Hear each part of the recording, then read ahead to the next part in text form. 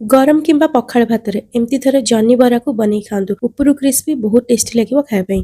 एई बरा बनिया पे प्रथमे गोटा जन्नी रो चोपा को छडे दबा। जेते कसी फ्रेश जन्नी नेबे सेते भलो टेस्ट आसीबो।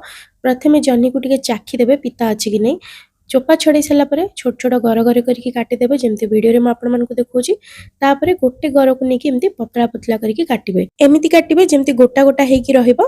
आ पछ पटटा को भी टिके एमती छुरी रे कट मार्क लगे देबे जहा द्वारा भितर को लूण हळदी पसिबो आ भलो से सिजिबो। तो एमती सब काटी सारला परे सेतर अल्प टिके लूण हळदी देकी भलो भाबरे गोळेकी 10-15 मिनिट पई छाडी दबा जहा द्वारा इतरे जहा एक्स्ट्रा पानी बाहर जिवो। ता भितरे गोटे बैटर तयारी करबा। ता पे एठी मो चावल गुंड बेसन मैदा नेची चावल गुंड नथिले आपण आरारोट किंबा कॉर्नफ्लोर भी नै परिबे। एई सब जिंस को प्रथमे सुखिला छाणी दबा जहा द्वारा बैटर टी बहुत भलो हबो। एबे बैटर रे स्वाद हिसाब रे लूण हळदी गुंड लंका गुंड जीरा धनिया गुंड ता सहित गरम मसला आ इठी कला जीरा गोटा जीरा अल्प टिके तेल लास्ट अदा रसुण पेस्ट पानी अल्प अल्प देखि आरो गोटे बैटर तयारी करबा। जदि आपण प्याज रसुण खाउ नथिबे केवल अदा पेस्ट देखि भी बनै परिबे।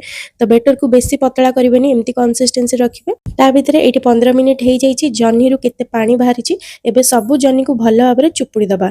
चुपुड़ी सारला परे से बैटर रे बुडेकी गरम गरम तेल रे छाणीबा। तेल को प्रथमे हाई हीट रे गरम कर देबे। सब जन्नी गुडा को दे सारला परे मीडियम फ्लेम रे छाणीबे। आपण चाहिले तावारे अल्प अल्प तेल देखि भी सेकी परिबे सेतरे टिके अधिक समय लागिबो। जदि आपण एमती तेल रे छाणु छंती ताहले जल्दी हे जिवो आ बहुत क्रिस्पी हबो। घरे आपण माने निश्चय रेसिपी को ट्राई करंतु। जदि वीडियो भल लागतिबो लाइक करिवे शेयर करिवे चैनल को सब्सक्राइब करियो भूलिबेनी।